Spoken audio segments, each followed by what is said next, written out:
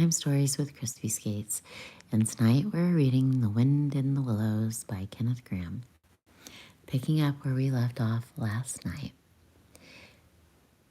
Okay, did it change into the cry of the wind, plaintive at first, angrily shrill? It freshened, rising to a tearing whistle, sinking to a musical trickle of air from the leech of the belly sail. All these sounds the spellbound listener seemed to hear, with them hungry complaint of the gulls and the sea mews, the soft thunder of the breaking wave, and the cry of the protesting shingle.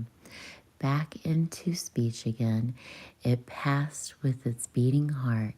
He was following the adventures of a dozen sea sports, the fights, the escapes, the rallies, the camaraderie-ship, the gallant undertakings, or he searched islands for treasure, fished in still lagoons, and dozed day long on warm white sand.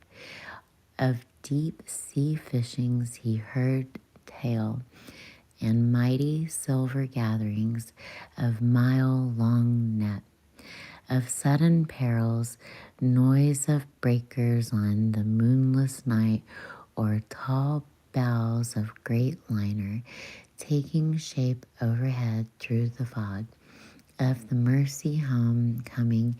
The headline rounded the harbor. Lights opened out and the groups seen dimly in the quarry. Cheery hail, splash of the hawser, and the trudge up the steep little steep towards the comforting glow of the red-curtained windows. Lastly, in his waking dream, it seemed to him that the adventurer had risen to his feet, but was still speaking, still holding him fast with his gray eyes. And now he was softly saying, I take to the road again, holding on southwards for many long dusty day, till it come one steep side of the harbor. There through the dark doorways you look down the flights to the stone steps, overhung the great pink tufts of the valerian and ending in a patch of sparkling blue water. The little boats that lie tethered to the rings of the stanchions of the old seawall were galley painted as those I clambered in and out of my room. Childhood, the salmon leaped on the flood tide. Schools of mackerel flash and play past the quay sides of the foreshores, and by the windows of the great vessels glide. Night and day, up to the mornings of the moorings for the fourth to the open sea. There sooner or later the ships of the seafaring nations arrive, and there it is destined an hour the ship of my choice will let it go to its anchor. I shall take my time, I shall tarry and bide, till at last the right one lies waiting for me, wrapped out into the midstream, and loaded low, her bowsprit pointing down harbor.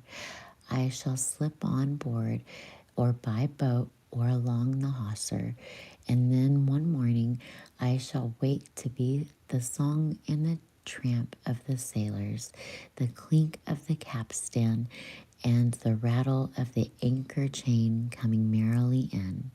We shall break out the jib and the foresail and the white houses of the harbor side, and will glide slowly past the gathering steering way, and the voyage will have begun.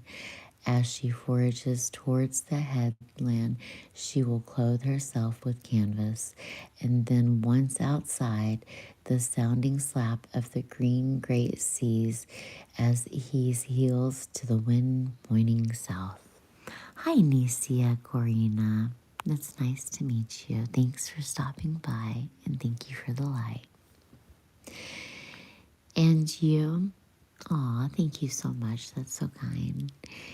And you will come to see your young brother, for the days pass and never return.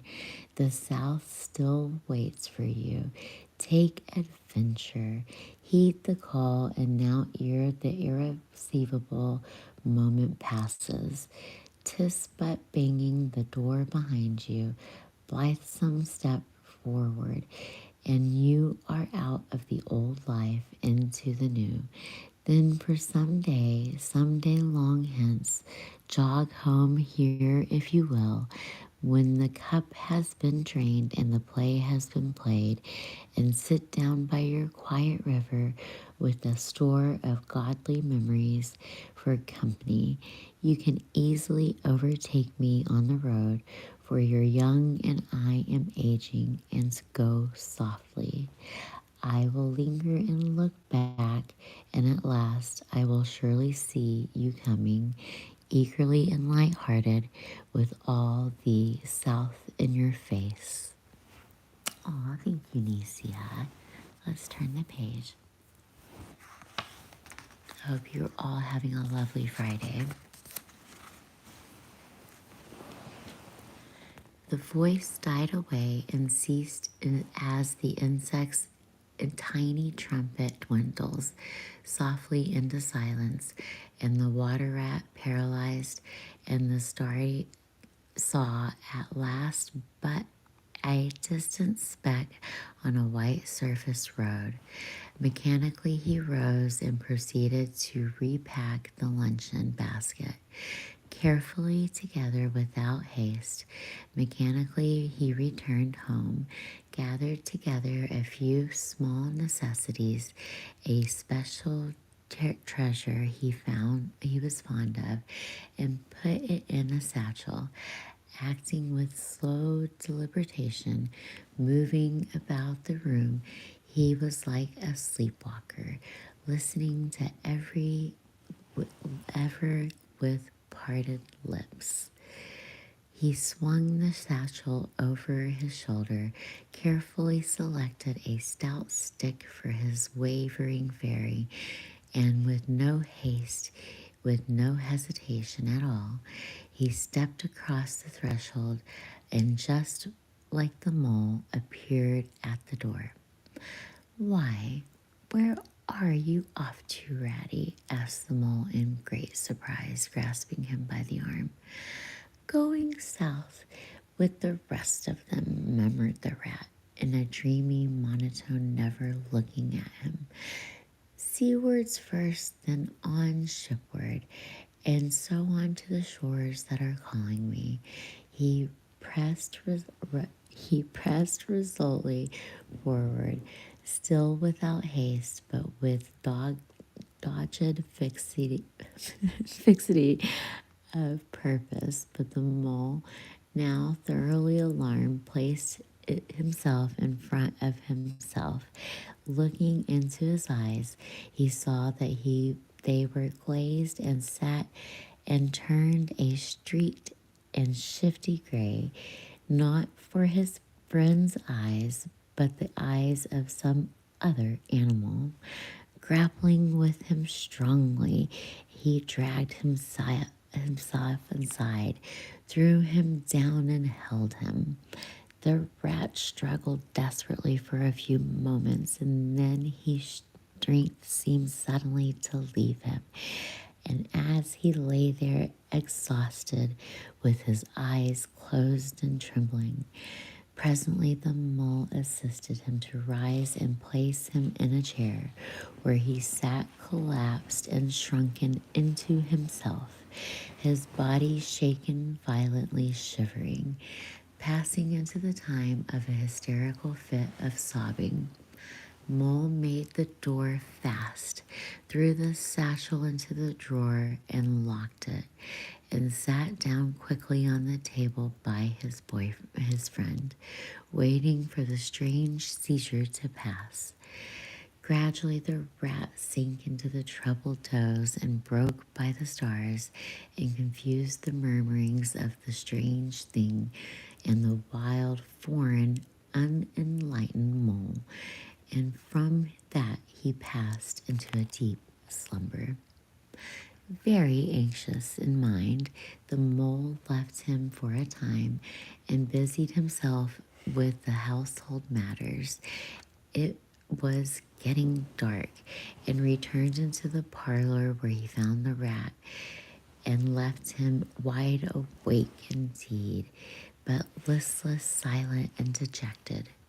He took one hasty glance at his eyes and found him, to his great gratification, clear, dark, and brown again as before, and then sat down and tried to cheer him up and help him relate to what had happened to him.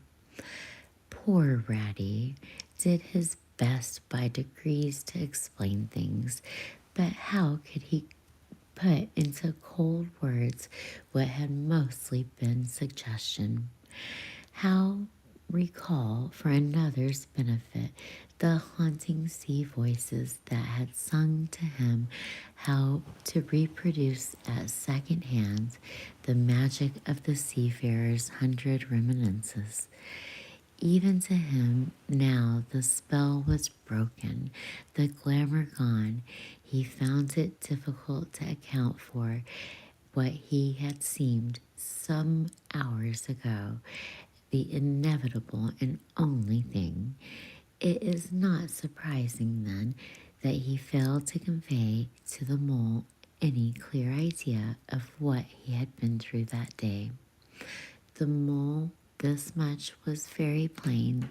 The fit or attack had passed away and had left him sane again, though shaken and cast down by the reaction, but he seemed to have lost all interest in the time and the things that he went to make up his daily life, as well as in all pleasant forecasting and altered days and doings that changed seasons was surely bringing. All right, change the page. Hi, welcome to the CrispySkates show.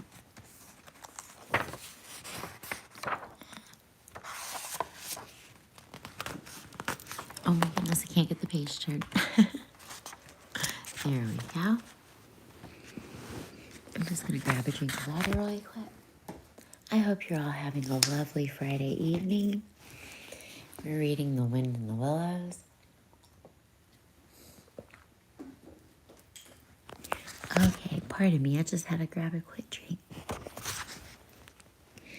Casually then, with seeming indifference, the mole turned his talk to the harvest that was being gathered in, the towering wagons and their straining teams, the growing ricks and the large moon rising over bare acres dotted with sheaves. He talked of the reddening apples, arounds with the browning nuts of jams and preserves, the distilling cordials, till by stages such as these he reached midwinter, its hearty joys and its snug home life, and then became simply lyrical. By degrees the rat had begun to sit up and join in. His dull eye brightened and he lost some of his listening air. Presently the tactful mole slipped away and returned with a pencil and a few half sheets of paper which he had placed on the table at his friend's elbow. "It's quite a long time since you did any poetry," he remarked. "You might have a try at it this evening instead of, well, brooding over things so much. I've an idea. You'll feel a lot better when you've got something jotted down, if it's only just rhymes." The rat pushed the paper away from him wearily, but the discreet mole took occasion to leave the room, and when he peeped again some time later, the rat, absorbed and deaf to the world, alternately scribbling and sucking the top of his pencil. It is true that he sucked a good deal more than he scribbled, but it was joy to the mole to know that he had cure at last begun. All right, until tomorrow night, keep it crispy. Sweet dreams, everybody.